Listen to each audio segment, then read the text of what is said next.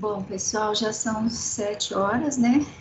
Acho que a gente vai começando, porque são muitos slides. Vocês estão ouvindo bem? Tá tudo certo?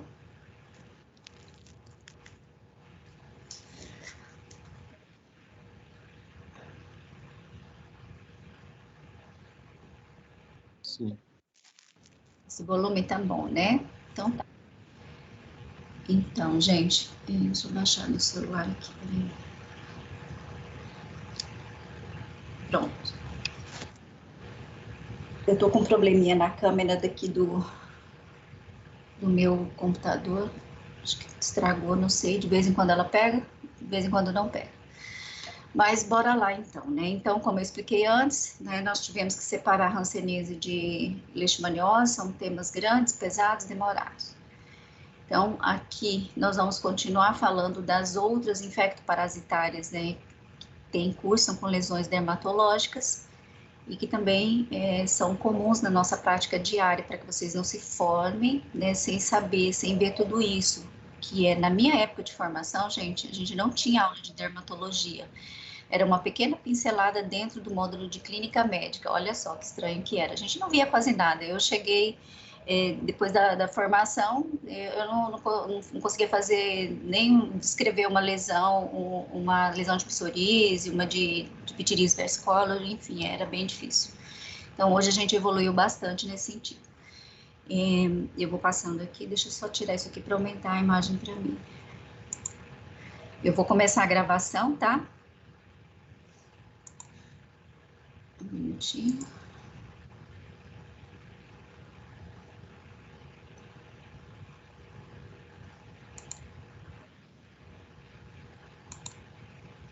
Isso, começando a gravar, então, hoje a nossa aula de leishmaniose e demais dermatoparasitose. Nós teremos hoje uma aula longa, né? Peçam que todos entrem logo, porque é uma aula importante. Eu não vou cobrar na prova nada que não esteja, né, explicado aqui. Essa aula é só para você seguir de roteiro para o que vocês têm que estudar, tá? Sempre com foco em dermatologia, não na infectologia, mas na dermatologia. Que mais que eu tenho que falar para vocês? Enfim, se alguém tiver alguma dúvida, pode interromper durante a aula mesmo, tá bom? E aí eu explico. Bora lá.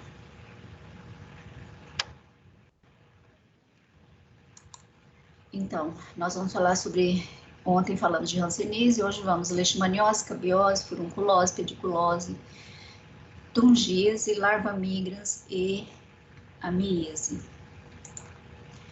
Bom, leishmaniose tegumentária americana, a gente sabe que ela se divide na leishmaniose tegumentária e tem a leishmaniose que é a sistêmica, né? No caso, a gente não vai abordar a sistêmica. Vamos falar só da parte que interessa a dermatologia. Esse tipo de leishmaniose ela é prevalente nos 4 continentes, com exceção, acho que apenas na Oceania que não tem, mas a América, a Ásia, a África, enfim, e está presente em todos os estados brasileiros, né? Tem áreas que é muito prevalente, ela chega a ser endêmica em muitos estados.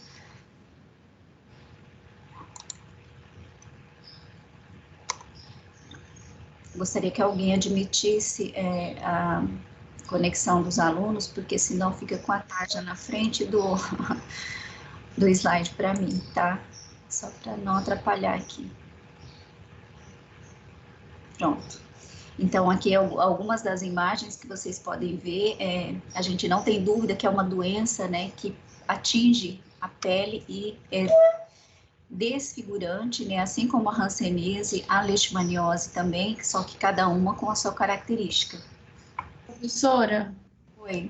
Bom dia, desculpa interromper. Não está aparecendo o slide aqui para mim. A senhora já está mostrando? Estou. Entra pelo navegador, Juliana. Pelo aplicativo não dá certo, tem que ser pelo navegador. Ok, obrigada.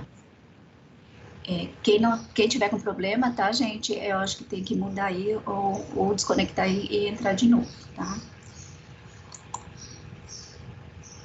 Então, ela é uma doença causada por este protozoário, né, que é do gênero Leishmania. Ele não é transmissível de pessoa para pessoa, esse é um fator importante, apesar de ser infecto-contagiosa, né, não é de pessoa a pessoa. Esse protozoário, ele é transmitido por esse mosquito, que é da subfamília dos Phlebotomini, do gênero Lutzomia, que é o famoso mosquito palha. Esses vetores, né, transmissores, são conhecidos também como tacuquira, birigui, entre outros. Dependendo do estado brasileiro, né, você sabe que a gente costuma pôr apelido nas coisas, então os nomes populares vão variar de estado, de região para região.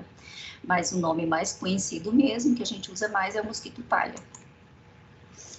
Então, é uma breve história, né, da leishmaniose, né, ela existe desde o primeiro século depois de Cristo, já tem relatos dessa doença, principalmente iniciou os primeiros relatos na Ásia Central, né, no norte do Afeganistão. Lá ela é chamada até hoje de úlcera de Balk ou úlcera de Bagdá. Na Europa, né, os principais países são Portugal, Espanha, França, Itália, Grécia, Turquia. Na América, ela vai desde o extremo sul dos Estados Unidos até o norte da Argentina, a exceção apenas ainda é o Chile e Uruguai, a gente não entende por quê, deve ser por fatores genéticos ou geográficos, não sei. A OMS, né, tem relato de 88 países no mundo. Atualmente, a notificação é compulsória em apenas 32 deles, então, assim, tem muitos casos subnotificados, isso quer dizer que existe mais casos da doença, né, do que a gente imagina. 90%, né, ocorre em apenas 6 países, então, quer dizer, de todos esses 80 países, 90% está concentrado em 6 países, que são, principalmente na ordem, tá? O Irã, a Arábia Saudita, a Síria, o Afeganistão, Brasil e Peru.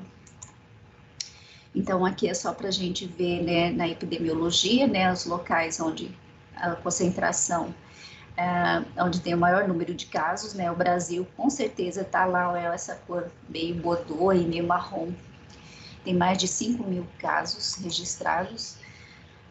A leishmaniose é antropozoonose, né, uma zoonose, vamos falar assim, que é um grande problema de saúde pública, é uma das 5 doenças infecto-parasitárias endêmicas, né, e de prevalência mundial.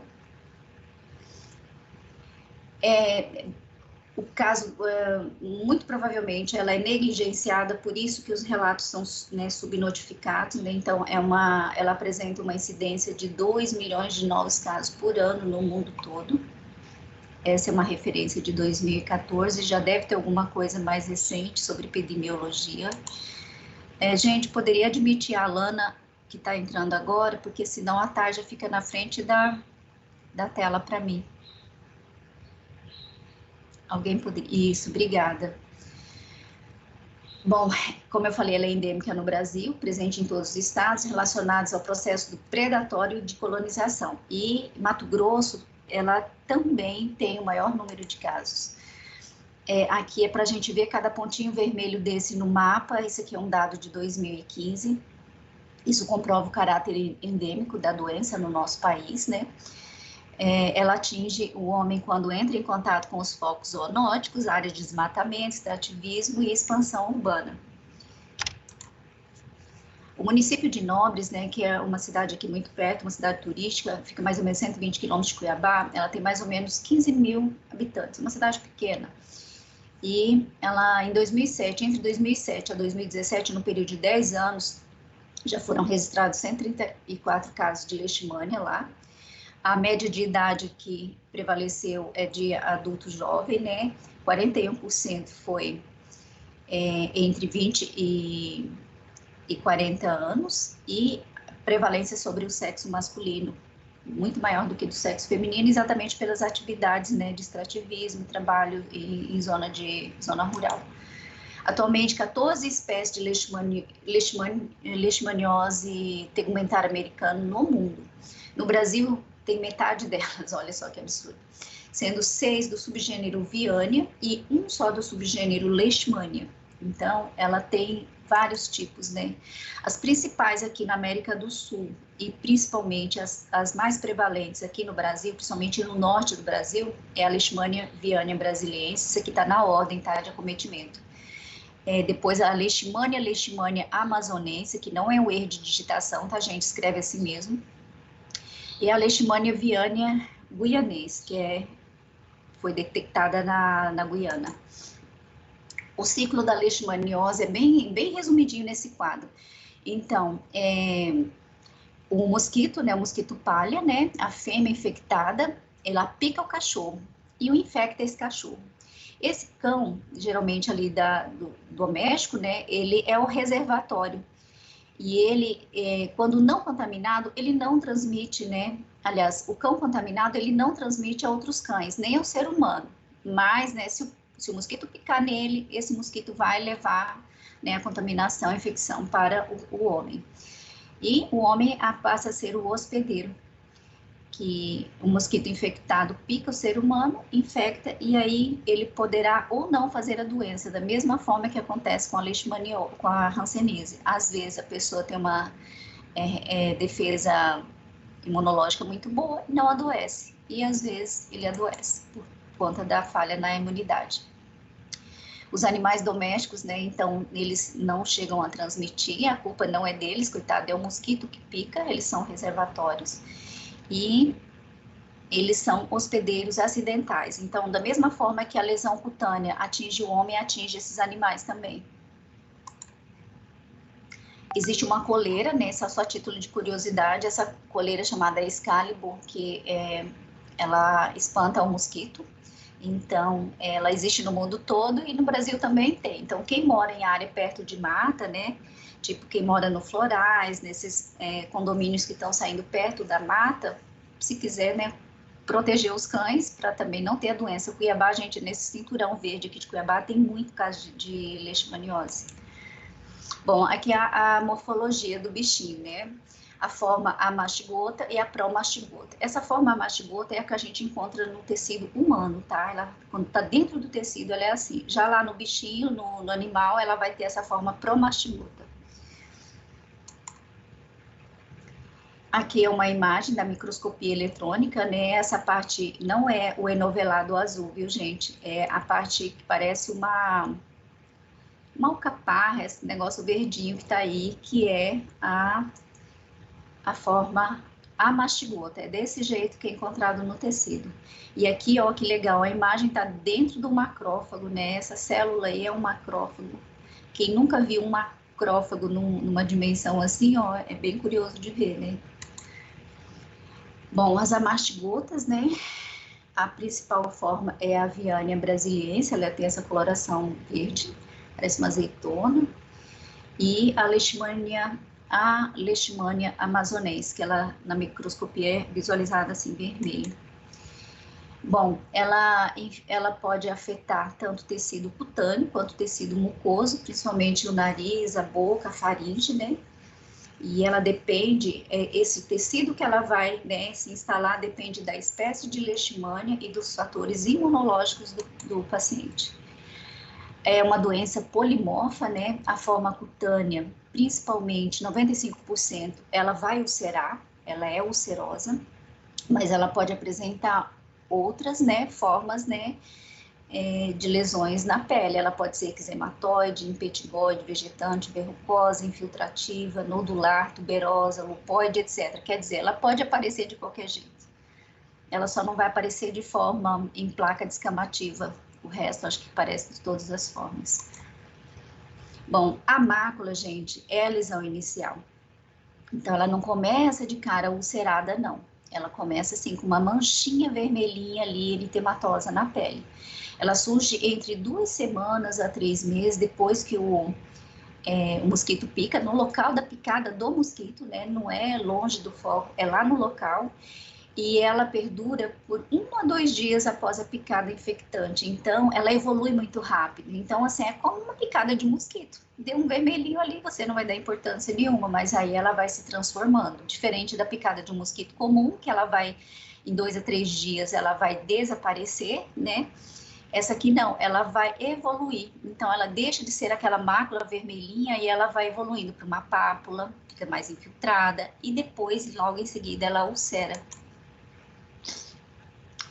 Então, é comum nesses pacientes, né, que vai ulcerar, que vai evoluir, quer dizer, o sistema imunológico dele não funcionou para defender da doença, então ele vai apresentar linfadenopatia próxima à lesão. Então, essa pode surgir antes, durante ou após o aparecimento dessa úlcera. Então, essa ulceração, ela é indolor. O paciente vai falar, mas nunca doeu, achei que não era nada. E ela costuma aparecer em áreas de pele exposta. Então, gente, aquilo que você não sente é pior do que aquilo que você sente, assim como na hanseníase, né? Vai perdendo a sensibilidade. E aqui, no caso, não é que perde a sensibilidade, ela só não dói. Aqui é uma foto de uma ulceração bem precoce, tipo nos primeiros dias, né? Ela, depois que ela começou a ulcerar, a mácula vai ulcerando na parte central e ela fica semelhante a uma foliculite, mas ela não tem pus. Essa imagem tem uma parte esbranquiçadinha ali, é a parte já que vai ficar naquele fundo meio granulomatoso, granuloso. Mas pus ela não expele, tá? É uma lesão bem parecido com a foliculite, só que a foliculite tem um puzinho e ela não. Bom, essa lesão ulcerada, né, é uma imagem que eu acho bem interessante, ó, a localização. Então, qualquer local de pele exposta, né, onde o mosquito possa picar, pode aparecer. Muito dificilmente vai ser no abdômen, no dorso, no glúteo, na parte superior de coxa, é mais assim, parte exposta. E aí a gente observa, né, ela tem esse cordão linfático e esse gânglio. Essa parte que tá riscadinha aqui, ó, é onde tá o linfonodo engurgitado, né, ou infartado, pode dizer assim também. Então, aqui tá a lesão, onde picou o mosquito, ela já tá evoluindo para ulcerar, né, crescendo, com os bordos bem infiltrados, ela tem essa borda mais endurada e o centro fundo limpo, né? Às vezes ela tem só umas crostinhas ali e ela segue o cordão linfático. Aqui tá um linfonodo, começou a crescer, aqui outro e aqui um grande principal. Então ele é percebido, né, como um caroço não doloroso. Também não dói. Aqui tô colocando na sequência as diferentes fases, né, de evolução, como ela vai se modificando. Então, essa lesão ulcerada de bordas eritematosas, né, então a gente vê essa borda parecendo muito com a lesão da sífilis, né, do cancro duro. Elas são elevadas, ela tem esse fundo granuloso, a gente vê essa coisa molhada, úmida, que não dói e não melhora com tratamento comum, né? Então, você passa uma pomadinha lá de dexametasona, outra anti-inflamatório, uma neomicina e não vai melhorar, ela fica sempre evoluindo. Então, mas ela tem uma característica, e é o que dificulta a gente fazer o diagnóstico. Se a gente não faz naquela fase dos primeiros dias, que é até 30 dias mais ou menos, ela tende a desaparecer, então ela tem uma involução espontânea.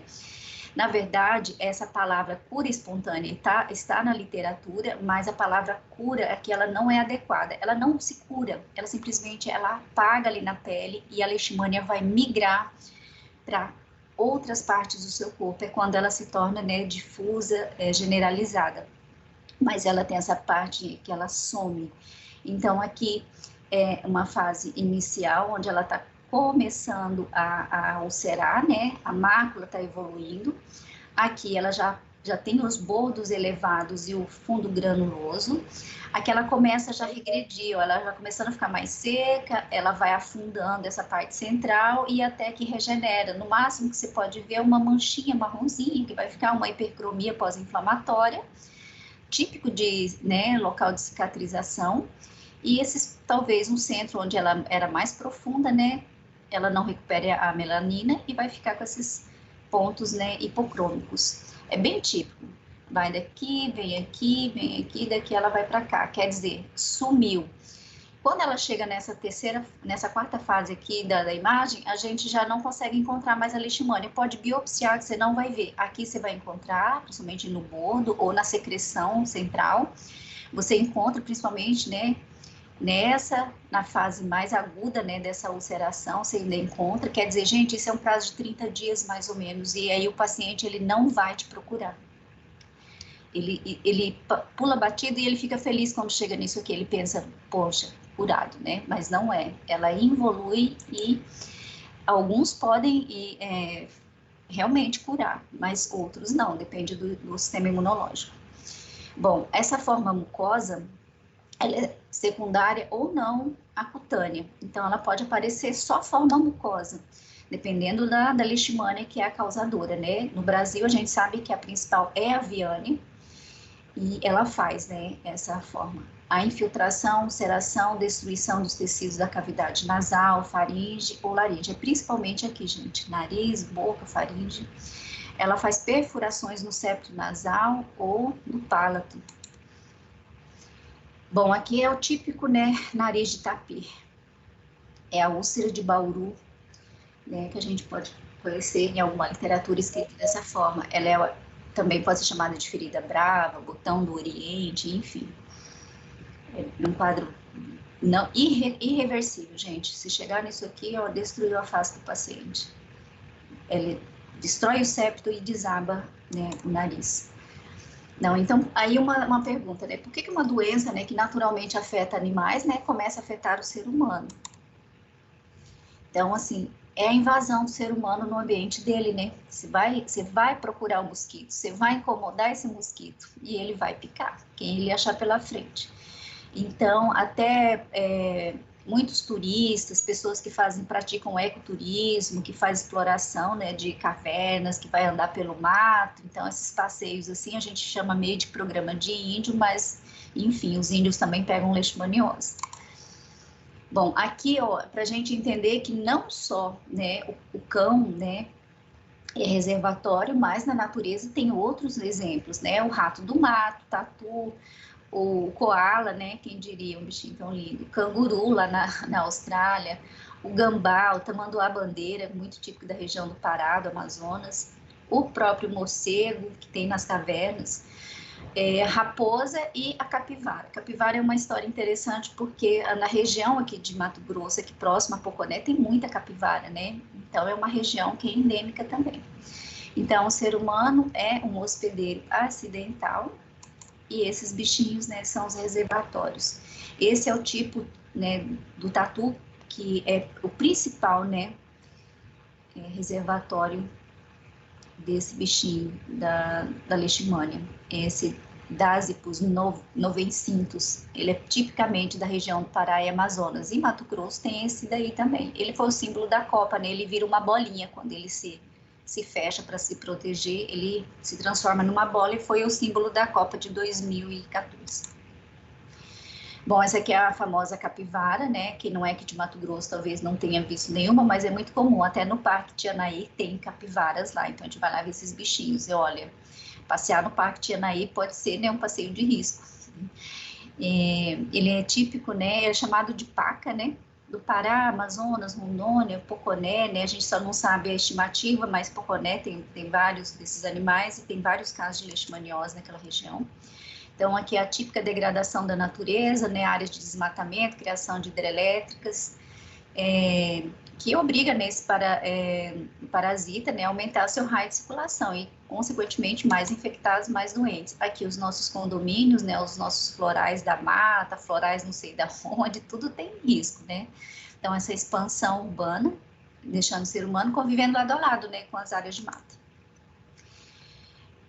A definição de caso, gente, é feita através, né, tem algumas estratégias para você identificar mesmo, porque aqueles 30 dias onde a lesão inicial, com aquela úlcera que geralmente é na perna do paciente, desaparece, você perde, né, o aspecto, a característica inicial dela. Então, a gente considera caso suspeito o indivíduo, né, que tem a presença da úlcera cutânea, né, com fundo granuloso, bordas infiltradas em moldura, e todo indivíduo, né, também é suspeito, todo indivíduo, né, com presença dessa úlcera na mucosa nasal, né, com perfuração ou perda do septo nasal, né, podendo atingir lábios e boca. E caso confirmado quando ele, além de ter tudo isso, ele tem residência, procedência ou deslocamento, né, em área endêmica associado a, no mínimo, um dos critérios, que é o encontro do parasita nos exames parasitológicos direto, a gente pode fazer a coleta direto ali na ulceração, ou na ferida, né, aqui da borda nasal, enfim. Ou através, né, da intradermoreação de Montenegro, se ela está positiva. Ou ainda, né, além da residência, procedência e deslocamento em área endêmica, sem associação a outro critério. Quando não há acesso a método de diagnóstico, você aí sobra, né, a única opção vai ser a biópsia mesmo da lesão. Bom, nas formas mucosas, a definição de caso considera, né, a presença de cicatrizes cutâneas anteriores, né, com critério complementar para confirmação do diagnóstico. Às vezes o paciente está já com outras lesões em outras partes do tegumento, e aí você sai procurando, tem que pedir para ele tirar a roupa, para você sair procurando outro ponto que seja de alguma cicatriz que possa, né, identificar que ali havia uma, e aí você vai na história dele, ele vai contar, tinha uma ferida que não doía e ela sarou rápido. Bom, a classificação. Essa, a gente usa o termo LTA, né, que é a leishmaniose tegumentar americana. Aqui são vários, né, dos causadores, né, dos agentes, então, cada um tem a sua forma específica. E aí vem a cutânea, tem forma cutânea localizada única, a localizada múltipla, a forma cutânea disseminada, a forma recidiva cutis, a forma cutânea difusa, que principalmente, né, aqui são os agentes, e aqui não precisa decorar nada disso, gente, é só para saber que tem a brasiliense, a amazonense, a guianense, a naif, a chavi, que se eu não me engano é mexicana também, a lansone. A forma mucosa, ela também se classifica em forma mucosa tardia, concomitante, mucosa contígua, mucosa primária e a indeterminada. E as principais, né, os principais agentes são esse aqui, ó, a brasiliense, a amazonense e a guianense. Outras espécies também, né, atuam como agentes da leishmania tegumentar americana, que é a Viania guianense, a Viania, esse V significa Viania, viu? A Lansone, a Chavi, a Lindenberg e a naif. São agentes somente da forma cutânea localizada, né, de perfil unicelular, bem equilibrado, o que confere alto grau, né, aproximadamente 100% de resolução, né, com tratamento à base do antimonial pentavalente, que é o antimoniato de meglumina, é o famoso glucantine. Bom, aqui é assim como, esse quadro aqui resume bem o que o professor Tiago explicou ontem. Então, quando a pessoa se infecta, ela está aqui na coluna dessa seta que tem dois polos. Ela está no meio, exatamente no meio. E ela tende a evoluir para algum dos polos, o polo hiperégico e o polo anégico. Nunca ela vai fazer os dois ao mesmo tempo, como na hanseníase, viu? Ela não tem essa forma que contém as duas ao mesmo tempo. Então, no polo hiperégico, que é a resposta celular TH1, e o polo anégico, quer dizer, ele não responde bem, é o humoral também, que é o TH2, e a resposta humoral. Então, aqui, para a gente entender como a gente vai identificar. Nessa resposta TH1, resposta celular, o teste de Montenegro, ele vai estar positivo. Por quê? Porque ele tem uma boa resposta de células, né? E no resposta humoral, o Montenegro vai dar negativo, e é a forma mais grave, né, é a TH2, porque não responde bem, esse indivíduo vai evoluir com complicação, com a forma mais grave, vai se disseminar essa leishmania pelo corpo. O polo hiperégico é principalmente pela Viania brasiliense, já nessa forma mais grave, então gravem isso para a prova, a forma mais grave que está no polo anégico, que a resposta é humoral, é causada pela leishmania amazonense. Então, nessa resposta TH1, você vai encontrar poucos parasitas, porque as células, né, do paciente vai destruir, né, essas leishmanias. Então, você não vai ter muitos parasitas. Assim como na forma paucibacilar da hanseníase, é pouco parasita, você nem vai encontrar, né, lá o bacilo. E na resposta humoral, como ela é deficiente para combater, né, o micro-organismo, você vai encontrar muitos parasitas. Então, é mais fácil até de você diagnosticar com uma biópsia essa forma mais grave, inclusive. Bom, as formas da resposta celular que está relacionada a TH1, ela vai ser localizada ou disseminada, e a resposta de tratamento é boa, né? Ela tem o componente celular para ajudar nesse tratamento. Gente, saibam diferenciar o que é disseminada, uma lesão, uma doença disseminada de uma generalizada, tá? Tem muita diferença. Disseminada é quando ela está espalhada ali por perto do foco inicial principal. E generalizada ela quando está em todo o organismo. Quando ela é sistêmica. E a resposta do tratamento é essa forma TH2, né? Ela, da forma generalizada, ela é ruim, a medicação, resposta péssima. Tem pacientes que a gente faz ciclos de 20 dias, não melhora, faz mais 20, não melhora, faz mais 20, não melhora. É difícil, às vezes, tratar. Tem pacientes que não se cura nunca, tem mais essa também. E isso a gente tem que explicar tudo para o paciente antes de iniciar o tratamento. Bom, a infecção inaparente é uma forma também, viu, gente? Ela pode não apresentar nada. Então, é muito difícil esse diagnóstico. Então, apenas exames específicos, né, mostrando contato com a leishmania, sem nenhuma lesão cutânea aparente ativa ou antiga. Quer dizer que mesmo a leishmaniose tegumentária americana, que envolve a pele, pode não ter lesão nenhuma. Pode uma coisa dessa? Não é a visceral, a forma visceral é a cutânea, mas não mostra lesão. Bom, a forma cutânea localizada, né?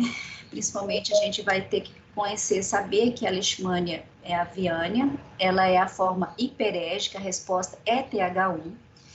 Ela pode cursar com uma única lesão ou mais de uma, localizada na mesma área do corpo. Às vezes tem mais de uma. E você fala assim, a professora falou que leishmania faz uma lesão, uma úlcera inicial. Não, gente, não é só uma. Pode ser que o mosquito tenha picado em 2, 3 pontos ali por perto. Tem que, né, saber disso. Então, podem ocorrer na região da picada ou, né, nos pontos das picadas infectantes. Aqui é a forma cutânea, né, localizada. Eu já peguei o paciente tipicamente com essa no dedo, parece até que é a foto dele, mas não é. Então, onde ele inoculou ali a leishmania, vai formar essa úlcera. Na maioria das vezes, algumas nem formam, tá? Então, geralmente, são ulcerosas, demonstram tendência à cura espontânea, apresentam uma boa resposta ao tratamento. Isso aqui é um resuminho. Pode se acompanhar, né, da linfadenopatia regional, linfangite ascendente ou ulceração de nódulos. Na forma disseminada dessa mesma viânia cutânea, ela aparece, né, o parasita ele se dissemina pelo sangue ou via linfática. As lesões são numerosas e distantes ali, ela não está, né, margeando a lesão inicial dos locais das picadas, mas também ela não pode ser considerada generalizada, tá? Ela é disseminada, geralmente no mesmo segmento corporal. Elas são numerosas, né, e distantes, em geral são pequenas e ulceradas, mas também pode ser de tamanhos diferentes. E elas costumam responder bem ao tratamento. Então, aqui para a gente ver uma forma disseminada, né, não generalizada, ó, se é na cabeça, ela está mais ou menos tudo por ali. Aqui no tronco superior de uma criança, então qualquer idade, né, pode ser acometida, depende onde o mosquitinho achou de picar. A forma amazonense, agora nós estamos falando da forma mais grave, que é a manifestação anérgica com resposta TH2, que é humoral, que não responde bem para combater, né, esse parasita. Ela é mais rara e ela também é a mais grave. O início é insidioso, né, com lesão única, não responsiva ao tratamento. Ela engana bastante, porque você pensa que ela, por ser uma lesão única que iniciou ali e você acha que, né, vai ser fácil de tratar, muito pelo contrário, às vezes não trata, e às vezes o paciente fica doente a vida toda. Então, a forma cutânea difusa, né, anérgica, ela se manifesta pela formação de placas infiltradas, né, e múltiplas nodulações não ulceradas, isso é depois que ela já está evoluindo, viu, gente? No início, geralmente, é única. Em grande extensão cutânea, ela é polimorfa, né, essas lesões, elas têm vários formatos, e o tratamento difícil, ineficaz, muito difícil controlar. aqui uma imagem de acometimento, né, nos membros inferiores, e que parece até uma cromomicose, né, olha como é meio verrucosa, crustosa. Essa é a forma cutânea difusa. E aqui é a imagem, né, desses nódulos, viu? Ela é polimórfica, então ela pode apresentar várias, né, formas de apresentação na pele, confunde muito. Isso aqui a gente diria que pode ser um caso de hanseníase, né, com uma imagem bem semelhante do que o professor mostrou ontem. A forma cutânea difusa também pode fazer essas lesões infiltradas, ó, típico de uma face leonina de hanseníase também, então não é um diagnóstico fácil. Olha o paciente e fala, meu Deus, e agora?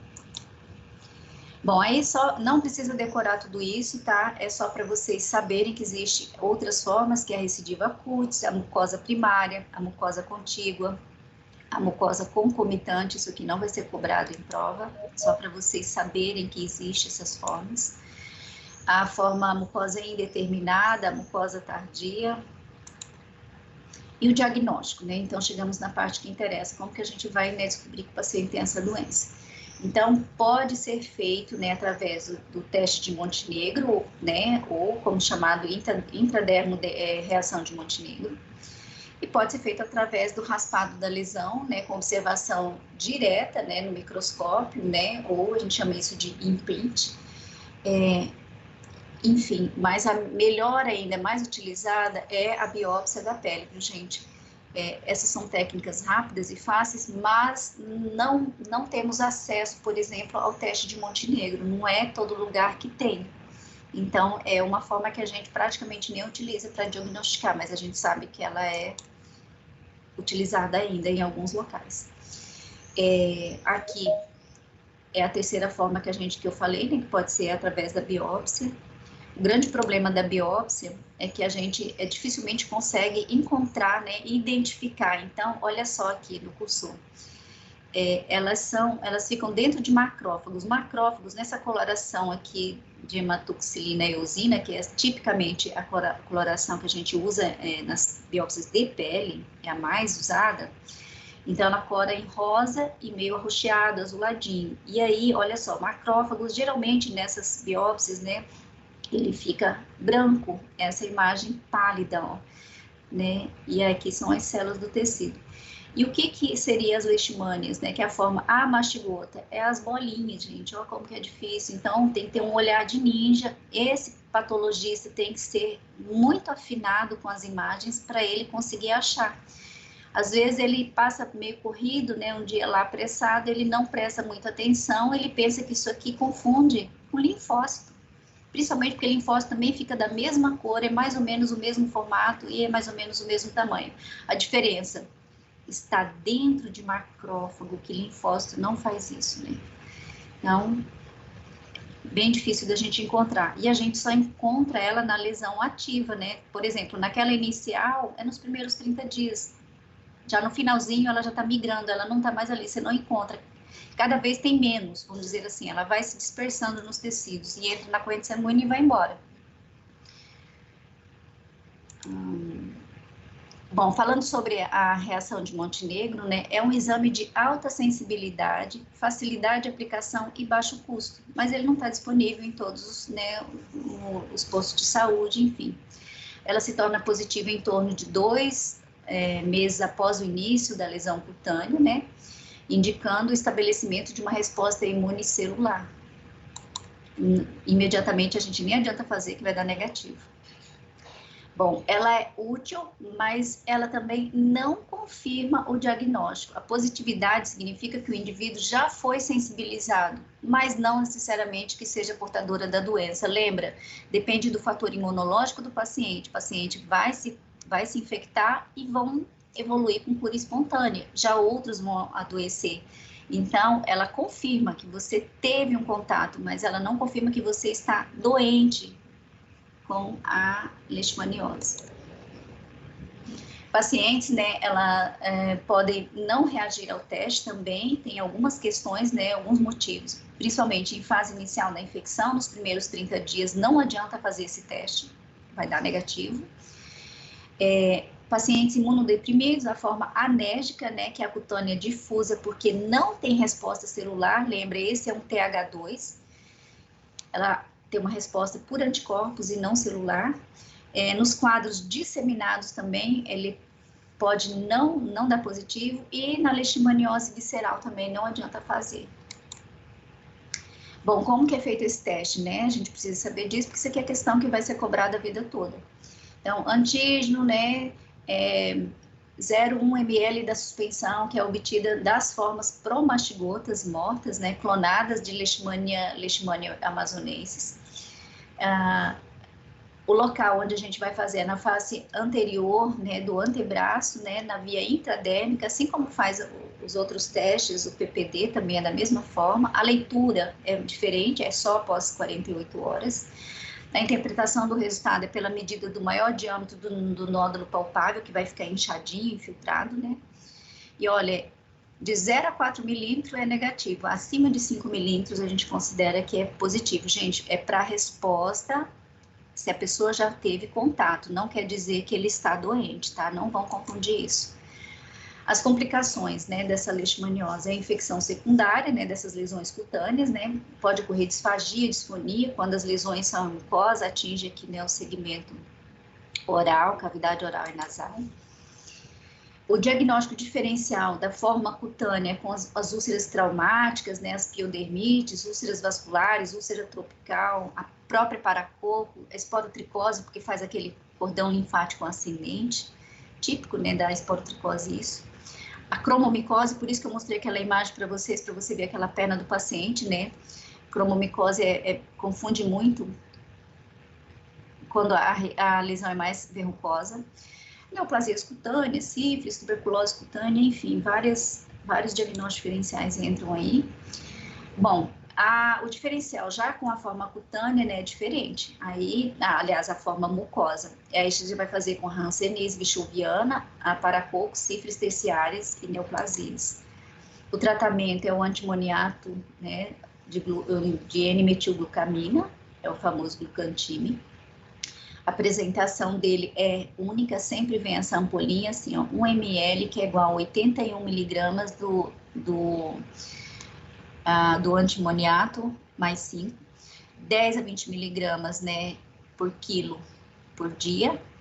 Tem que ser feito endovenoso e lento, ou intramuscular, por 20 dias consecutivos. Intramuscular é muito doloroso, o paciente vai abandonar, então, melhor fazer endovenoso lento, e às vezes a gente tem que fazer uma prevençãozinha com um corticoide antes de você fazer, porque antes de você infundir, né, uma meia hora antes, para não ter resposta, né, reacional no momento dessa infusão.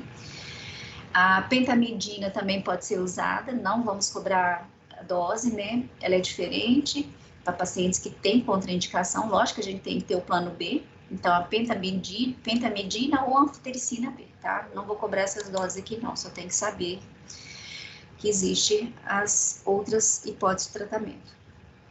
Bom, a forma mucosa, né, a gente vai usar o glucantime nessa dose de 20 miligramas por 30 dias consecutivos, que, né, é um pouco mais intensa a forma mucosa. A pentamidina também é um esquema até atingir a dose total de 2 gramas, ela é altamente tóxica, né, não pode ultrapassar. A anfotericina B também, conforme o esquema, né, para a forma cutânea, até completar, se possível, 2 gramas de dose total. Todas elas têm limitações. O que não tem limitação realmente é o glucantime, que a gente pode fazer 20 sessões, depois pode fazer mais 20, mais 20, mais 20, enfim. Bom, terminamos a parte, né, de leishmaniose. Agora nós vamos falar de outras infectoparasitárias. Alguém ficou com alguma dúvida com relação ao tratamento, ao diagnóstico, à biópsia?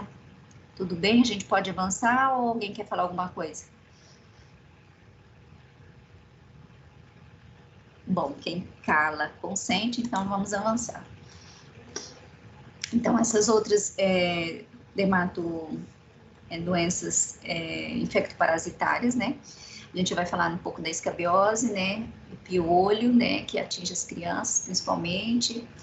A tungise, que é o famoso bicho de pé. A miíase, que é aquela larva que pode fazer, aquela que é transmitida pela mosca, né? E a própria larva migrans. Bom, a escabiose. O agente etiológico é o Sarcoptes scabiei, a variante hominis. É importante a gente saber disso porque não pega de cachorro, não pega de gato, não pega de nenhum outro bicho. Na verdade, ele é espécie específico. O do homem só comete o homem. O Sarcoptes do cão, que faz a sarna do cachorro, só vai pegar o cão. Então, você pegar, ter contato com seus animais, não vai transmitir isso para você, tá? Então, o Sarcoptes, ele é um artrópode da ordem Acarina. Por isso que a gente costuma falar, nem fala Sarcoptes, a gente fala assim, você contraiu ácaro. Então, mais ou menos 300 milhões de casos anualmente, atinge todas as raças, gêneros, faixas etárias, classe social, gente, pega todo mundo. Isso aqui não é doença tipicamente da pobreza, qualquer pessoa pode pegar a escabiose. Então, aqui é o bichinho horroroso, dá até agonia imaginar que esse bicho feio fica dentro da nossa pele, né? Parece um carrapato, um bicho feio. Então, todos eles são semelhantes, tá? Com poucas diferenças, essa é a variante hominis, é o único que a gente pode se infectar. Ele tem caráter endêmico, né? Ou surtos e epidemias. Eu acho que recentemente a gente está tendo, né, uma endemia aqui no estado de Mato Grosso, porque eu pego muitos casos de escabiose. Tem muita dificuldade no diagnóstico. Geralmente o paciente, pela coceira ser intensa, ele acha que está com alergia e vai procurar um alergista. E erram, começa a tratar com corticoide, alivia, acha que fala, confirmou, era uma alergia mesmo, depois volta.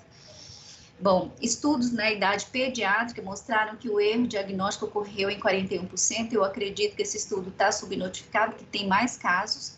Gente, e assim, tem nenezinho que está nos primeiros dias de vida, chega para mim, aquele bebezinho todo cheio de carocinho. Imagina, ele não tem reflexo da coçadura. Imagina como que esse bebê chora a noite toda, porque esse bichinho, ele é notívano. Ele é mais lento e calminho durante o dia e ele é uma coceira que piora à noite. Então, piora noturna é a principal característica dele. Então, o sintoma clássico é isso, né? É um prurido intenso, né? Que se intensifica à noite, principalmente nos espaços interdigitais, nas dobras. Ele começa por algumas partes, pode espalhar no corpo todo, dependendo também do sistema imunológico do paciente, e pode ficar só localizado. Eu já tratei alguns pacientes que tem só nos glúteos. Já tratei paciente que tinha só nas palmas das mãos. Gente, foi um dos mais atípicos que eu já vi na minha vida. E era só de palma de mão, parecia uma sífilis secundária, aquelas pápulazinhas e coçava muito. Bom, a erupção pápulo-eritematosa, né? Ela dá aquele carocinho, uma pápulazinha, e ela é avermelhada. Ela é consequência da infestação, né? E a reação de hipersensibilidade ao próprio ácaro. Aqui, tipicamente, se a gente vê um quadro muito intenso, você vai ver tudo isso aqui, ó. Aqui na mão, ela costuma parecer as sifílides, né? As lesões das sífilis secundárias nas palmas. Aqui distribuído em todo o corpo, olha o nenezinho, olha o rosto, orelha. Gente, tem gente que coça até no couro cabeludo, dentro do ouvido, então assim, coça muito. Não existe nada em termos de dermatologia que coce tanto quanto a escabiose. Aqui de novo para a gente ver o bichinho ali numa imagem bem explicativa, bem didática, né, um desenho. Mas aqui do lado direito, né, é uma imagem que raramente vai ser observada, é muito difícil a gente encontrar o ácaro, ó, isso é o ácaro, aqui, passa muito batido quando você não sabe o que é e faz biópsia, chega muito paciente que já fez biópsia, gente, dá uma dermatite inespecífica, então tudo isso depende do olho, do treino do patologista, porque é difícil identificar isso aqui como bichinho, muito difícil, ó, logo abaixo da córnea, ele não se aprofunda tanto, ó. Então, aqui a epiderme, ó, ele vai dando uma afundadinha, mas ele nem chega na derme, ele fica ali na epiderme e ainda na epiderme superior. Bom, o diagnóstico, gente, é clínico, considerando, né, a epidemiologia e 4 características clínicas da lesão, que é o túnel acarígeno. Gente, isso aqui é coisa de livro, você nunca vai ver um túnel acarígeno. Eu, até hoje, nunca vi nenhum. Para mim, isso aqui, não sei quem que inventou isso, mas não existe na prática, tá? No microscópio você consegue ver isso, mas não na prática. No diagnóstico clínico ali no olho, você não vai ver isso nem com lupa, nem com dermatoscópio, você não consegue ver. Às vezes, dermatoscópio, você apertando um pouquinho, dá até para ver o risquinho, mas é muito difícil. É uma pequena saliência linear, né, que mede até 1 centímetro, é uma coisa pequena. Representa em uma das extremidades uma vesicopápula perlácea. Dentro dessa pontinha onde tem o carocinho, ali está o ácaro, né? Geralmente é uma fêmea cheia de ovinhos no seu abdômen que vai eclodir e produzir mais filhotinhos. Por isso que é uma infestação que ela é rápida de se disseminar. A outra característica são essas lesões primárias, né, de localização e distribuição características, mas isso é quando inicia. Depois ela vai para a pele toda, vai até para o couro cabeludo, planta do pé, palma da mão, não tem local, viu, gente? O terceiro são lesões secundárias, concomitantes, então, geralmente a pessoa coça, fica escarificada, você vê as arranhaduras da coçadura, você vê machucado, você vê ferida. Tem pacientes que coçam até sangrar de tanto que coça. E no 4, a piora, né, dos sintomas à noite. Isso é característico. Após banho quente, no calor, ela pode piorar, mesmo de dia. Tem gente que, né, tem profissões que lida com coisas muito quentes, locais muito quentes, coça muito durante o dia, em momentos muito quentes. Em Mato Grosso é quente o tempo todo, então aqui às vezes o paciente vai falar, doutora, não coça mais à noite, coça o tempo todo. Aí você fala assim, meu Deus, a característica é prurido noturno, mas o paciente falando coça de dia, é óbvio, de dia tem 45 graus, 42 graus, coça também. Uma das coisas que a gente pergunta é assim, você toma banho frio ou banho quente? Se ele falar banho frio, não é parâmetro. Você fala, toma banho quente, coça depois do banho, coça, eu acho que o problema é do sabonete. Eles falam desse jeito. Bom, gente, a outra classificação dele, né, outra forma é essa sarna norueguesa, que ela é a crostose, é a variante clínica, né, da escabiose mais grave. Então, também é pelo mesmo Sarcóptes, não muda o bichinho por um mais agressivo, é o mesmo, só que dependendo, né, do paciente, se ele é imunossuprimido, vai evoluir com essa forma crostosa. E por que chama norueguesa, gente? Porque na Noruega, queira ou não, país, né, nórdico, primeiro mundo, é onde existia muitos casos. A gente fala, tem alguma coisa, né, da racial, genético, que está envolvido também. Clinicamente, né, pode simular várias dermatoses dessa forma, como a psoríase, doença de Darier, dermatite seborreica e outras. Então, ela é uma crosta, ela começa com uma placa semelhante à psoríase mesmo e vai evoluindo. Olha só. Só que muito mais, né, espessa do que uma psoríase. Se ela fosse um pouco mais fininha, você diria, isso aqui é uma psoríase exacerbada. Mas não. Então, essa é a forma crostose, é a forma mais grave, mais difícil de tratamento. Então, pacientes imunossuprimidos têm falha, né, em conter a doença e não é impulso de coçar. Geralmente, as pessoas não têm tanta coceira. É um dos diferenciais que a gente faz com a forma comum, clássica, é que essa aqui coça menos. Engraçado, é a mais intensa e coça menos. Ela resulta, né, em uma hiperinfestação, né, de 1.000 a milhões de ácaros que ela pode ter. Aqui é a imagem do bichinho real, esse aqui é um raspado direto da crosta, você vai ver isso aqui no microscópio, né, a visualização do ácaro no microscópio óptico, no microscópio comum. Parece um carrapato, né, feio, só que a gente não enxerga ele a olho nu, não.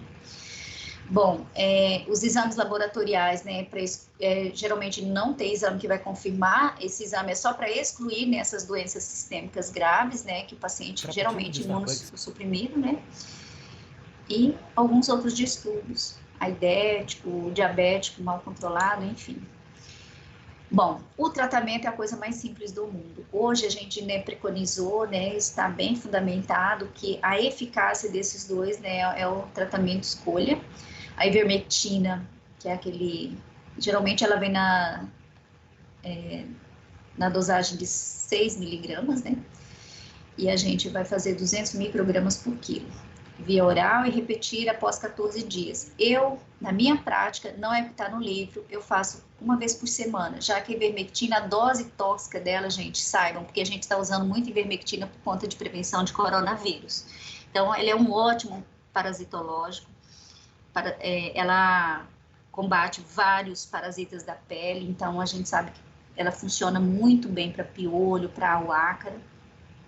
Eu repito semanal e a dose tóxica delas é 60 vezes maior do que essa preconizada aqui. Então, a gente estabelece, ó, Essa dose significa um comprimido para cada 30 quilos de peso corporal. Então, se o pacientinho tem até 30 quilos, a gente faz um. Se ela tem menos de 15 quilos, a criança, você faz meio, é via oral, então dá para dissolver e dá para criança. Agora, para os bebês, a gente não usa ivermectina, faz só na permetrina, que é a loção. Então, a associação entre o via oral e a loção é o melhor jeito de tratar. O tratamento é semanal, a gente vai repetindo. Nos livros fala que a ivermectina é após 14 dias. Eu faço tudo com intervalo de 7 dias. Por exemplo, paciente com 60 quilos, 2 comprimidos, né? Cada 7 dias eu faço 2 ou 3 rodadas, dependendo da quantidade. Isso é meio subjetivo, quantidade de infestação corporal. Menos, a gente faz menos, né, repetições, mas a gente faz 3, chega a fazer 4. Isso é prática, tá, gente? Você não baixa esse em livro nenhum.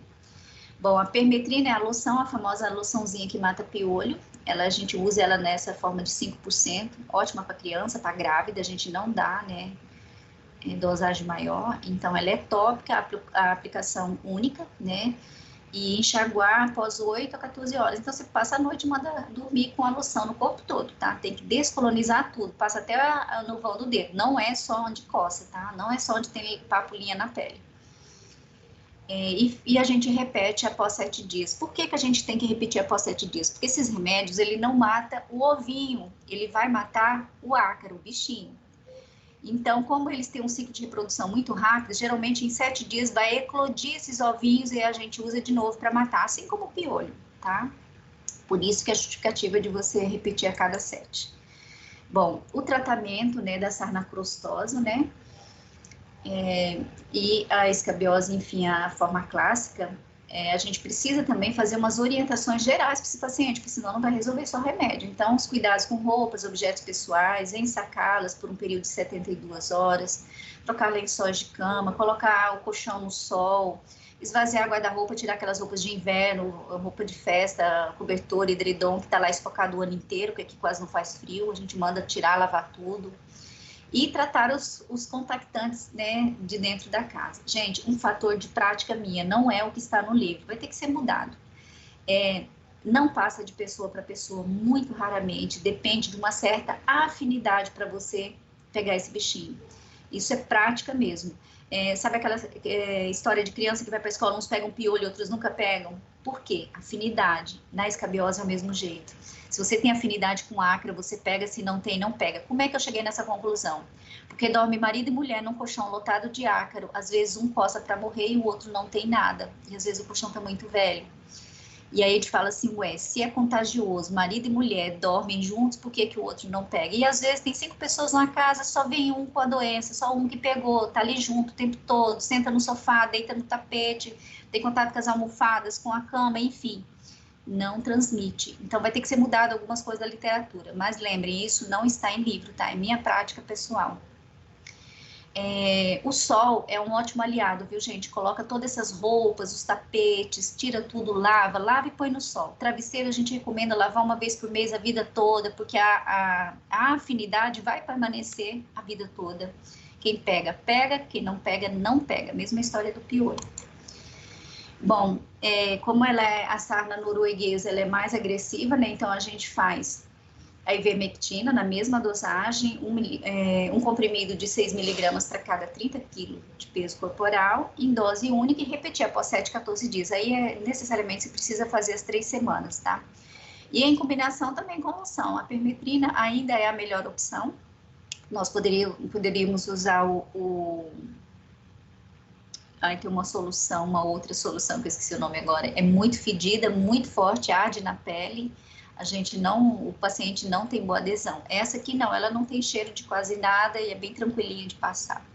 Então, da mesma forma, tópica, uma vez ao dia, por 3 noites seguidas, né, e repetir após 7, 14 dias também, mais 3 noites. Bom, agora vamos falar sobre a pediculose. Esse agentezinho é da família Pediculidae, né? O gênero Pediculus e a espécie é o Pediculus humanus, né? Que atinge a gente. Se bem que outros animais podem ter pediculose também, mas essa é a forma humana. Então, a gente olha aqui na imagem, ó, Aqui é o ovo, né, a lêndia, que gruda na haste do cabelo. As lesões, né, as dermatites, né, inflamatórias, que vai causando no couro cabeludo, isso que incomoda muito. E aqui, ó, pode ser até, gente, nos cílios, né? Qualquer lugar que tiver um pelo, um cabelo, ele pode grudar ali. Bom, passa, né, toda a sua vida esse bichinho, né, infestando pelos humanos, ele alimenta exclusivamente de sangue, ele não tem nada a ver com o cabelo, ele só gruda o ovo no cabelo, mas ele fica ali no seu couro cabeludo sugando sangue. Os humanos são os únicos hospedeiros, né? Também existem outros pedículos, né, que atingem o humano, que é os piolhos do corpo, que é o pedículos humanos, os piolhos da cabeça, que ele é o pedículos humanos capitis, e o piolho da pubis, que é o Ptilus pubis, também conhecido como chato, né, ou chamado piolho caranguejo. A pediculose também, ela é muito comum, né, nos animais, tem galinha, tem piolho, aves principalmente tem piolho. Então, mas a forma humana é do humano. Esse pedículos humanos capitis é o mais famoso, que a gente conhece mais, né? E aqui do lado direito é o Ptilus pubis. Então, para a gente ver a diferença deles, né? Ele que parece mais um carrapato também, ele é um pouco mais curto, mais largo, o abdômen. E diferente do outro, que é um pouco mais alongado. Então, o ciclo de vida consiste em 3 estágios, ovo, ninfa e adulto. A gente acredita que a história do ácaro também seja ovo, ninfa e adulto. Aqui, casos raros, a pessoa tem que ter uma higiene pessoal precária, né? Geralmente a gente pode encontrar isso em índio, em indigentes, mendigos, né? É muito difícil a pessoa chegar nesse nível aí, ó, com as lêndias, né, grudado na haste, né, aqui dos cílios. Horrível, uma imagem muito feia, muito triste, coisa de país, né, de terceiro mundo, de pobreza mesmo. Então, a transmissão, né, o problema dele é que ele pode, né, transmitir várias doenças, né, pode transmitir, olha só o problema do piolho, não é só ter o piolho, coçar a cabeça e passar vergonha na escola e passar vergonha, né, com as amiguinhas, pode transmitir tifo, febre recorrente, febre das trincheiras, né, o simples hábito, né, de trocar, lavar regularmente as roupas com água quente, detergentes, foi suficiente, né, para diminuir drasticamente a incidência dessa parasitose. Então, está altamente relacionado com cuidados de higiene, cuidados pessoais e condição social, socioeconômica. No couro cabeludo, né, a região mais atingida geralmente é a occipital, né, e auricular posterior. O prurido geralmente é mais intenso também nessas áreas. As complicações são infecções dermatológicas secundárias, né, impedimento, furunculose, pode ter ferimentos, né, nessa pele do couro cabeludo, e às vezes confunde o diagnóstico. A mãe às vezes já deu uma limpada, você não consegue ver as hastes, né, com as lentes. A vida média é de 4 a 6 semanas, né, olha que terrível. Geralmente, né, o bichinho, o piolho, deposita de 100 a 150 ovos, são as lêndias, né, meu Deus, nesse período de 4 a 6 semanas. Eles eclodem de 7 a 9 dias, então esse ciclo semanal, assim como a escabiose, a gente sabe que tem esse ciclo de eclosão desses ovinhos, né, tornam-se maduros, né, em uma semana e já começa o seu ciclo parasitário de novo, por isso que ela é reinfestante, né, você tira uma turma, vem a nova turma. Então, por isso que é importante, né, no tratamento com eficiência, remover essas lêndias, né, da haste do cabelo. Elas perfuram, né, os piolhos perfuram essas fêmeas, geralmente perfuram a pele e sugam sangue várias vezes ao dia, por isso que não tem horário específico para o prurido, né, diferente da escabiose. As lêndias são as lêndias ocas e mortas, né, na parte mais comprida do cabelo, né, ela vai se arrastando para as pontas, né, e as lêndias vivas, elas ficam mais próximas do couro cabeludo.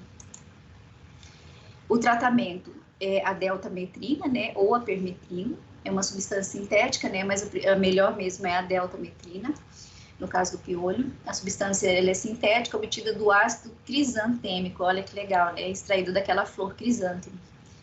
Então, apresenta, né, um elevado coeficiente de segurança, baixa toxicidade, pode passar em crianças bem pequenas, não tem problema.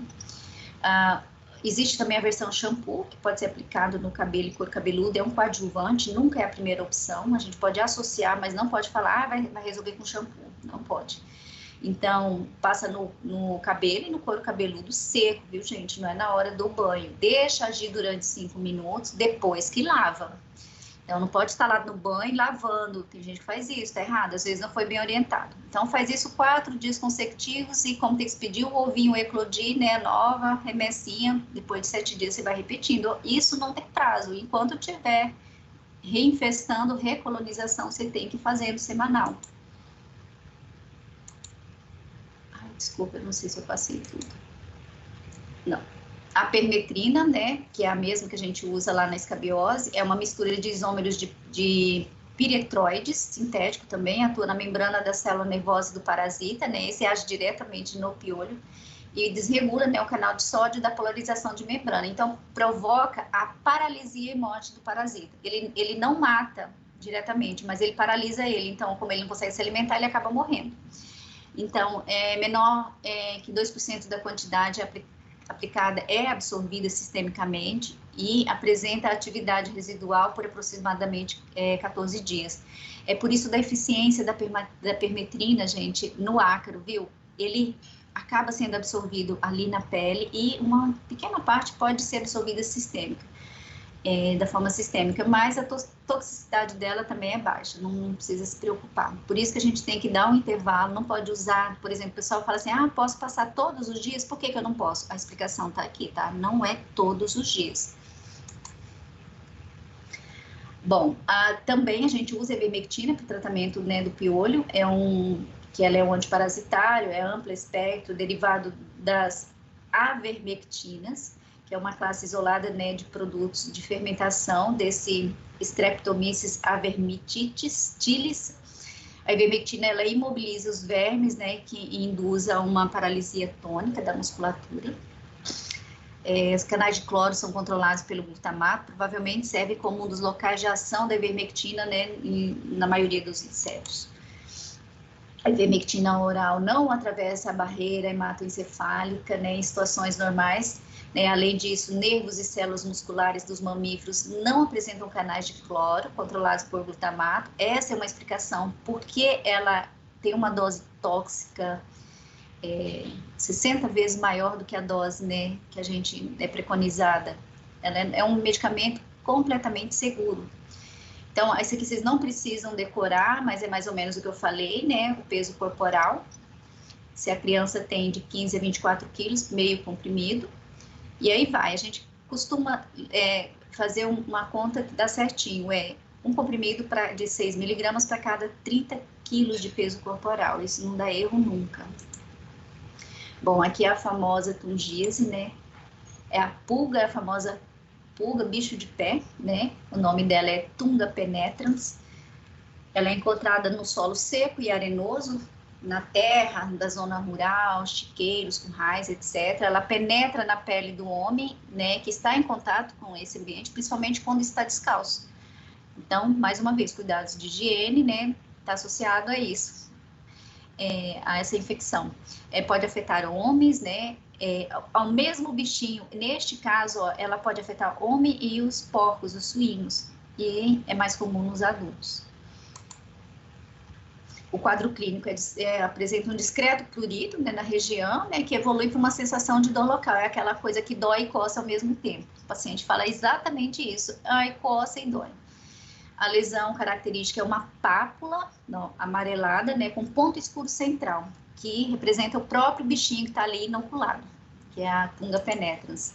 Olha, gente, que coisa nojenta. Eu sou meio nojenta, mas assim, na hora de eu pôr a mão na massa, incorpora a médica e eu faço tudo numa boa. Já tirei os bichinhos de pé assim, é bem feio. Olha isso aqui, ó. Dá esse carocinho, isso aqui é o abdômen, a barriguinha do bicho. Geralmente ele põe a bundinha para cima e a cabecinha para baixo, é assim que ele vai inocular. Isso aqui é o bumbumzinho dele, tá? Então, aqui, ó, região anal do bicho e aqui a cabeça. A cabeça vai ficando para baixo, o abdômen vai enchendo, né, os ovos dela, né, os novos bichinhos. É bem pequeno também, mas ele cresce muito, o abdômen fica gigantesco. Então, quando a gente vê aquela pontinha lá, é uma lesão esbranquiçada, amarelada, com um pontinho lá, é o bumbumzinho dele, tá? Região anal do bicho.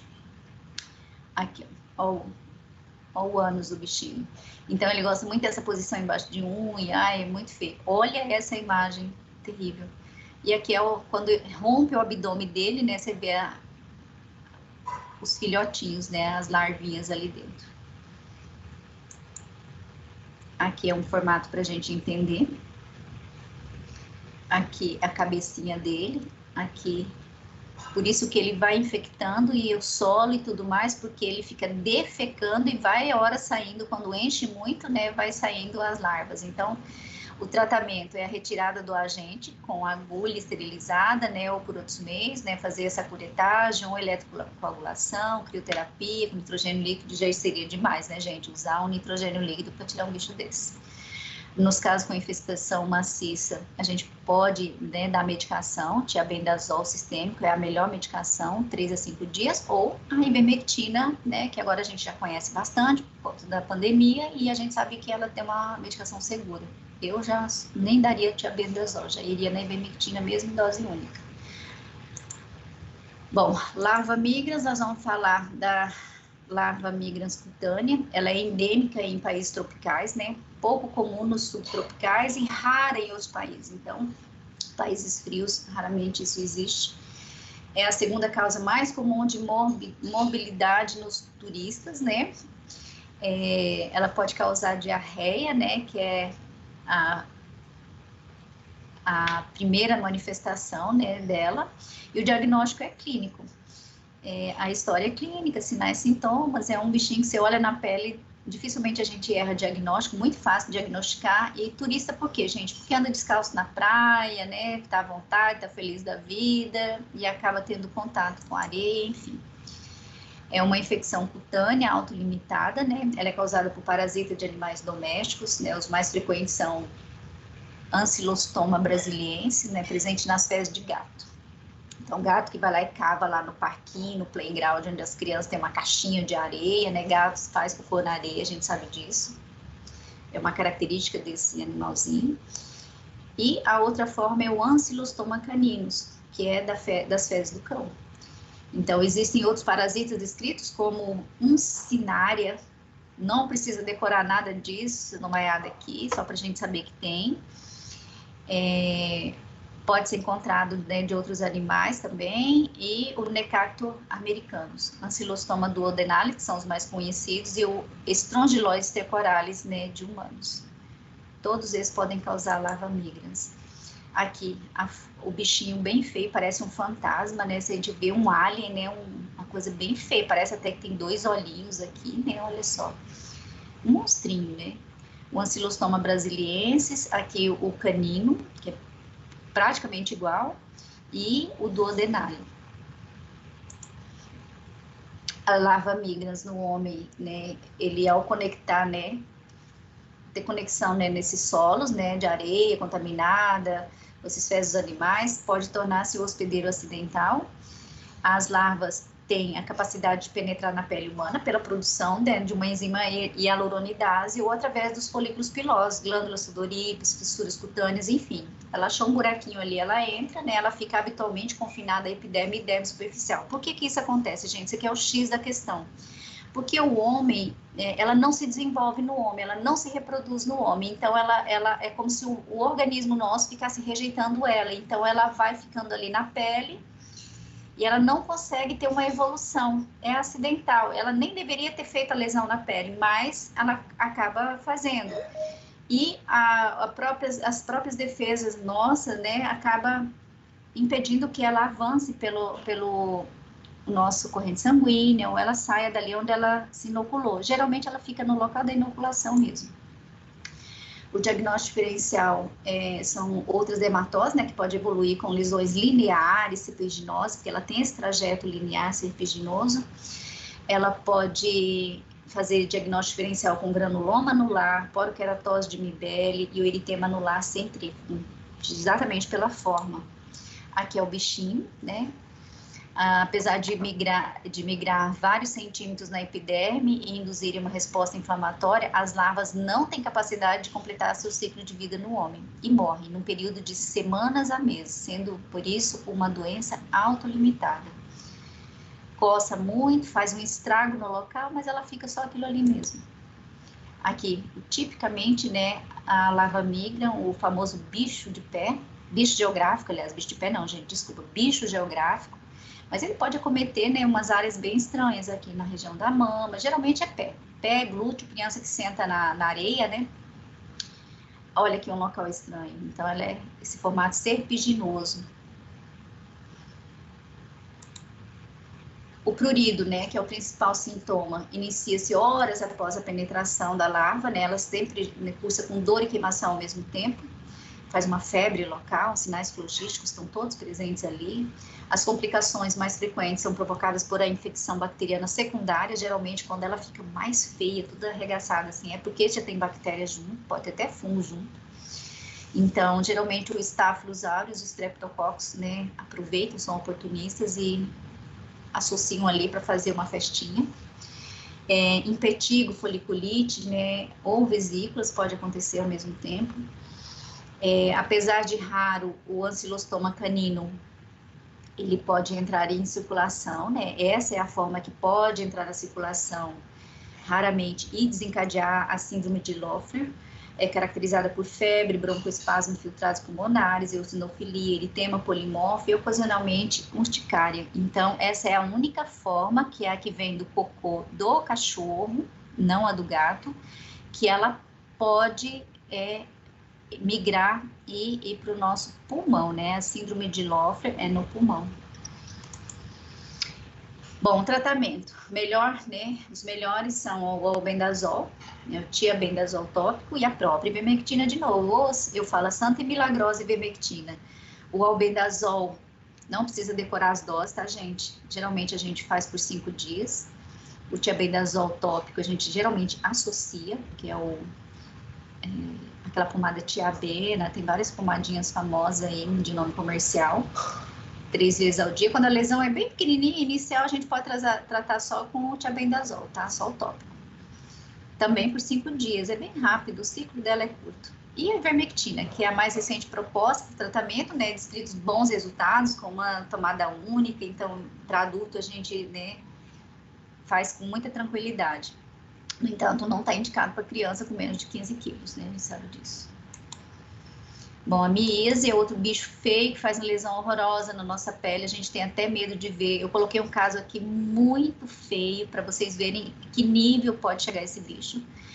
Né? O quadro de miese no ser humano, ela espelha as péssimas condições de higiene, baixo nível socioeconômico, né? Realmente, miese é uma doença da pobreza, porém, pessoas, né, que fazem ecoturismo, gostam de andar na mata, por exemplo, tem gente que gosta de passear lá na Chapada, né? Eu conheço uma pessoa de classe alta que foi no meu consultório e tava com um desse bicho lá no couro cabeludo. Pegou a mosca, sentou, picou no couro cabeludo, andando na mata, fazendo exploração de natureza. E ali na Chapada, né? Então, essa mosca, ela pode estar, né, em qualquer lugar, mas principalmente na mata, né, regiões próximas de mata. E onde tem muito lixo, né, perto dos lixões, tem muito isso também. Bom, normalmente ocorre, né, nos pacientes acometidos de doenças necrosantes, como a úlcerogranulomatose, essas úlcerogranulomatose, como a leishmaniose, hanseníase ou tumorais, onde a mosca, ela tem atração por feridas, por coisas, né, que tem cheiro de pus, tem um cheiro mau. Por isso que ela vai no lixo, por isso que ela vai no peixe que está lá no lixo, ela vai no peixe que está jogado lá na beira do rio. Você vai pescar, o peixe tem umas moscas e a mosca vai e pica em você. E ela tem uma, né, ela tem uma afinidade, né, para essas feridas. Então, a pessoa com leishmaniose, olha que desgraça, e ainda entrar um bicho desse lá, né, é terrível. Então, a própria hanseníase e outras. Então, a causa são várias espécies de moscas, né? No Brasil, a principal é essa Cochleomia hominovorax, é até difícil de falar. Aí tem essa Dermatobia hominis, antigamente pensavam que era Dermatobia, depois descobriu que é essa variante dessa Cochleomia. E tem essa outra que é a Macellária, que é a terceira forma. As humanas são enfermidades frequentes em países tropicais, geralmente de clima mais quente, né? E habitantes, né, da zona rural. Aqui é a mosca, a famosa mosca varejeira, aquela verde grandona. A classificação. Clinicamente, elas são classificadas de acordo com a sua localização anatômica, incutânea, cavitária e intestinal. Você viu, ela pode fazer a forma, né, interna, acometer as vísceras intestinais. A miese cutânea, ela é semelhante a furúnculo, né? Ela começa assim, você bate o olho e fala, isso é furúnculo. Aí tem uma diferençazinha, gente. Se você olhar direito, você vê o bicho mexendo lá no centro, né, da parte que é flutuante.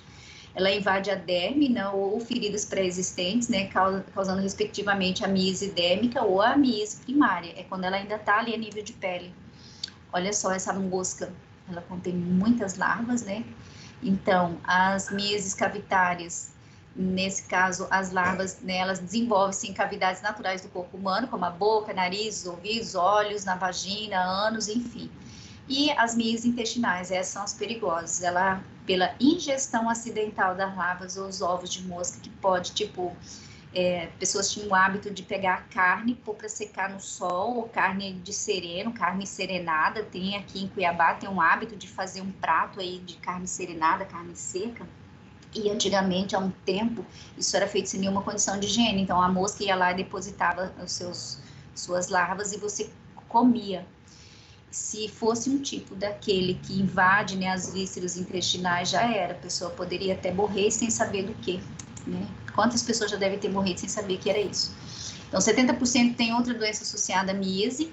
Então, sempre a gente sabe, maus hábitos de higiene, mas falta de educação sanitária, pode levar, né, pessoas que têm pediculose, prurido, feridas expostas. Então, ocorre a ovoposição de moscas, e aí que vai formar a miese, que é a larva. A remoção mecânica, né, que é o tratamento, ou, de novo, a Santa e Milagrosa Ivermectina, é uma dose um pouquinho mais alta aqui nesse caso. Ela erradica as larvas de miese cavitárias sem causar toxicidade ao paciente. Essas larvas morrem e são eliminadas espontaneamente ou através de lavagem, né? Sem os incômodos da catação unitária. Gente, esse negócio de ficar catando larva de miese é nojento. Isso a gente faz lá no postinho. Olha que bicho horroroso. Ele tem esses pelinhos aqui, ó. Essas fileiras que vai... Esse aqui é a forma que ele gruda no tecido. Aqui é a cabeça, né? Ele vai fixar através dessas pequenas garras, né? Esses pequenos espinhos, né? Parece um cabelinho. E é visível a olho nu, tá, gente? A gente vê umas que tem uns cabelo bem grande, assim. A gente fala cabelo, mas não é cabelo, tá? Só para vocês entenderem. Então, aqui os locais, né? Olha quanta mosca picou na cabeça dessa criatura. Com certeza, isso aqui deve ser um indigente, sei lá, um alcoólatra, desses que dorme, né? Em calçadas, perto de lixo, enfim, né? Não é uma pessoa tão normal. Olha a boca da pessoa. É terrível. Olha o desgaste aqui nos dentes, né? E olha isso aqui. Nojento. Então, ainda bem que não tá perto do almoço, senão a gente vai ficar passando mal. Olha o tratamento, a eficácia, né? Bem tranquilo. Isso aqui, gente, já tá boa óssea craniana, viu? E aí, depois que você tratou, ela regride de tamanho, cicatriza bem, e aí a gente faz esse retalho aqui, que é bem difícil, porque couro cabeludo sangra muito. Eu já fiz uma cirurgia parecida com essa, e acaba recuperando, né? O paciente parece até que mudou de vida depois de tudo isso, tomou um susto, né? Que ele tá limpinho, parece que tomou banho, cortou o cabelo, enfim. E é isso, pessoal, finalizamos, 130 slides, cansativo. Espero que vocês tenham tido contato, né, pelo menos com essas doenças mais comuns, bastante frequente, né, na prática lá no PSF, vocês não podem pegar casos assim. E se alguém tiver alguma dúvida, eu estou aqui para responder. Tudo bem para todo mundo?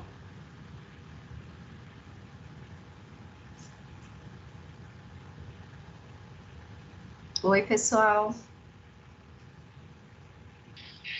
Por mim, tranquilo, pronto. Não tem dúvida? Não querem fazer nenhuma pergunta? Agora são 8h25, né? 1h25. Achei que seria 1h30, até que deu mais ou menos certo. Tudo bem? Podemos encerrar então? Vou parar a gravação. Alguma dúvida que vocês queiram perguntar, aproveitem essas aulas, gente, para vocês já ir direcionando para a montagem dos casos clínicos, né? Vocês estão pegando pacientes lá no PINESC, então já vão tentando encontrar alguma coisa que possa estar, né, ajudando aqui nas aulas. E precisarem de ajuda, orientação, tanto os tutores, né, pode passar para vocês quanto eu, tá? Qualquer coisa, peçam para a Marina mandar uma mensagem e eu ajudo. Tudo bem? Vou finalizar aqui a nossa gravação. Por favor, essa Biase é igual ao Bernie ou não? É o famoso Bernie. Esqueci de falar, né? É o famoso Bernie. É aquele bichinho que a mosca coloca dentro, né, de alguma ferida ou na pele sadia mesmo. Ele pode inocular pelo poro da pele. No caso do couro cabeludo, né, a pessoa nem percebe, porque às vezes a mosca vem, senta lá na cabeça da pessoa, ela acha que pelo cabelo não vai inocular, e inocula do mesmo jeito. Não precisa ser a pessoa calva, né? Esse paciente que eu tive que veio de Chapada, de um passeio na Chapada e pegou, ele tinha cabelo normal, era uma coisa meio estranha, mas assim, dava para notar que ele não teve ferida nenhuma, entrou pelo poro, é a única explicação. Certo? Então a gente fala assim, é gostoso passear na mata, né, ir para fazenda, andar no meio do mato, fazer ecoturismo, visitar cachoeiras, tudo, mas tudo tem seus riscos, né? Então passa repelente. Eu passo repelente, até porque eu acho que mosca também, ela não ia gostar do cheiro do repelente, apesar que repelente é para mosquito, né? Mas as moscas também eu acho que afastam. Mais alguma dúvida? Beleza, então, prof. Obrigada. Nada. Podemos encerrar então, né, pessoal? Qualquer coisa, então, mandem, tá? Mandem através da Marina que eu respondo, tá? Parar a gravação nossa aqui.